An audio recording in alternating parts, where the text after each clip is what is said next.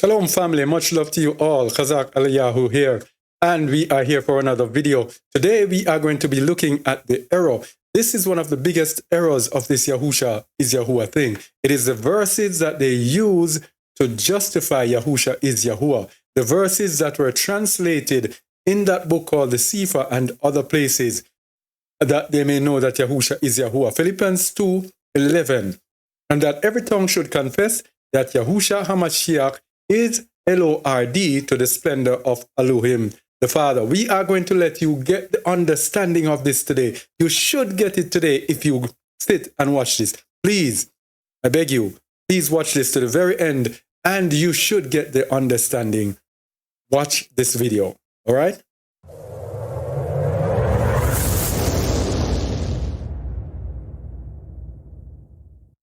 Let's look at the problem. The spirit of error in Yahusha is Yahuwah. Philippians 2 verse 1, this is the main one. Those people who translated the book called the Sefer, because it translated Philippians 2:1 that says, and that every tongue should confess that Yahusha is Yahuwah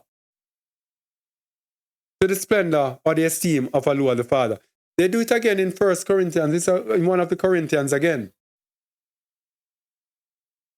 That Yahusha is, in the Bible, it says Yahusha is Lord. And that word for Lord is G2962, which is the Greek word Kurios. Very important that you go to the meaning of the word, because the word has multiple meanings. Kurios, supremacy, supreme in authority. That is, as controller, by implication, Mr. as a respectful title, Alua, Lord, Master, Sir. Now this Kurios can be used to refer to the Most High, can refer to the Messiah, it can refer to man. Three different people.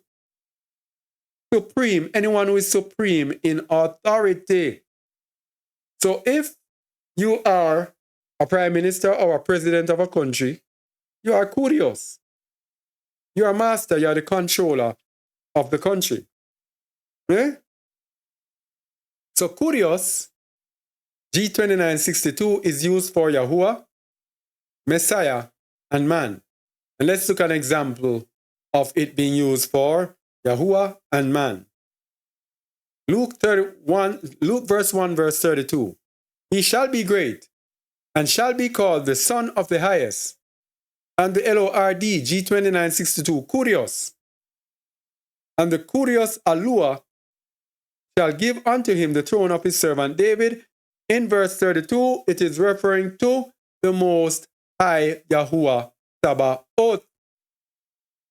But in verse 43 of the very same chapter, it is used to refer to a man.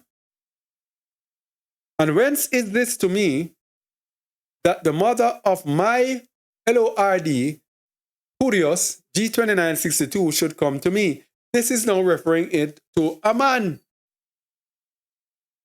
So when you see it in Philippians 2:11, it's not speaking of that Yahusha is Yahuwah.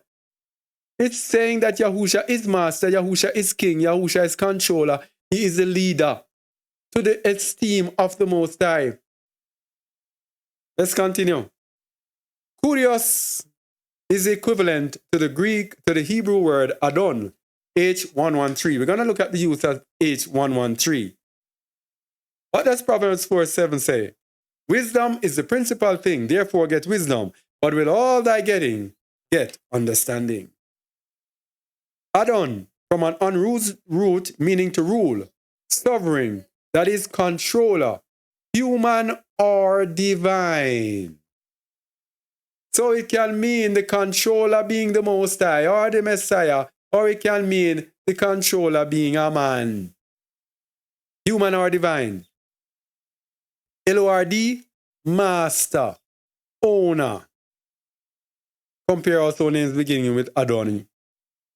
So if we go to the Blue Letter Bible, let's go to the Blue Letter Bible for it, as it suggests here. And let's look at the meaning of Kurios. He to whom a person or thing belongs, about about which he has power of deciding, master, L-O-R-D. This could be a man, the possessor and disposer of a thing. That's what the word means when they say Yahusha is Yahuwah. It's not saying, when they are saying Yahusha is Yahuwah, it's not saying that Yahusha is Yahuwah. This is a description. The owner, one who has control of the person. In the state, the sovereign, prince, chief, the Roman emperor. Even the Roman emperor was referred to as the Lord. It is a title of honor expressive of respect and reverence with which servants greet their master, man to man. The title is given to the Most High and the Messiah. So it could be either three. So the Adon there, this is an error in translation that is bringing the world into error through the anti-Messiah Ruach. So the word Adon, let's look at it being used for a human being. Genesis 24:12. And he said, "Oh, Yahuwah Alua, of my master Abraham." That word master there is H113 Adon. My master Abraham. So the truth is, Yahusha is actually our master, our king, our leader, our Mashiach, our Messiah, our teacher, our rabbi. Which other word I want to use? He is the one who leads us. That's what it means. Because the Most High is a Ruach, and he dwells in the heavens, and he has sent his son to rule the world. That is why in Luke 19:27, I think, Hamashiach said this. I'm going to show you. This just came to me. Verse 26 says, "For I say unto you that unto everyone which hath shall be given, and from him that hath not, even what he hath, that he hath shall be taken away from him." Verse 27, this is who he is. He is our king, our ruler, our master. "But those mine enemies, which would not that I should reign over them, bring hither and slay them before me." This is what he's talking about. He will be reigning. He will be the controller of the earth. And those people who will not accept that he is reigning over them, he is going to destroy them. This is what it means. Philippians 2:11. Let me go back to it. In all thy getting, people, get understanding. Philippians 2:11. "And that every tongue should confess that Yahusha is master, is king, is controller, is ruler, to the splendor of Alua the Father." Why? The Most High wants this earth to be ruled in righteousness. That's why it's to his esteem for his son to be ruling.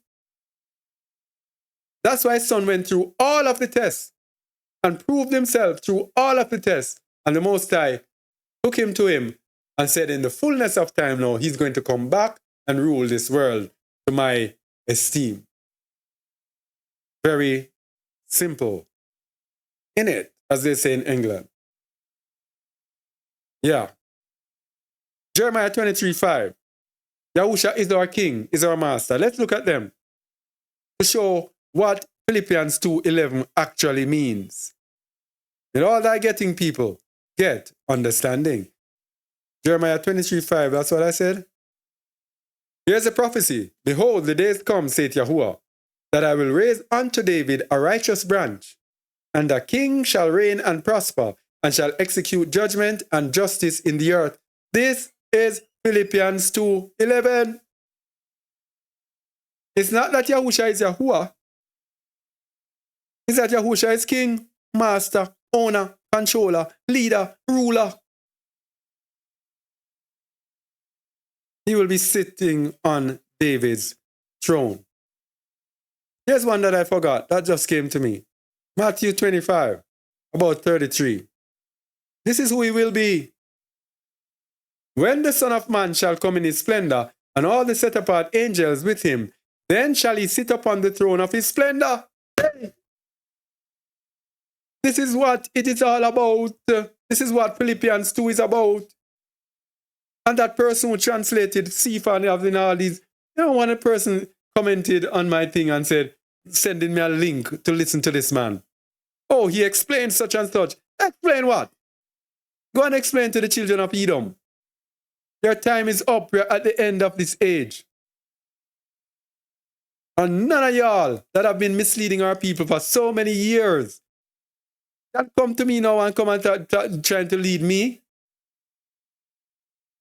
Someone from my people will lead me. Someone from my people, not you. Because you're leading the world into error and leading our people into the spirit of anti-Messiah with your false translation. Anyway, let me continue. Jeremiah 33, verse 21. Prophecies of what Hamashiach will be. Jeremiah 33, 21. This is the last, should be the last set of slides. Then may also my covenant be broken with David, my servant, that he should not have a son to reign upon his throne, and with the Levites, the priests, my ministers. This is Yahusha Mashiach. Yahusha Mashiach, the great high priest, who is the king that will be on the throne, will fulfill this prophecy. That's what it means in Philippians 2:11.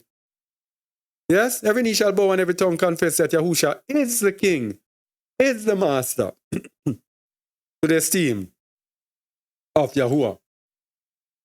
One more, Amos 9, 11 to 12.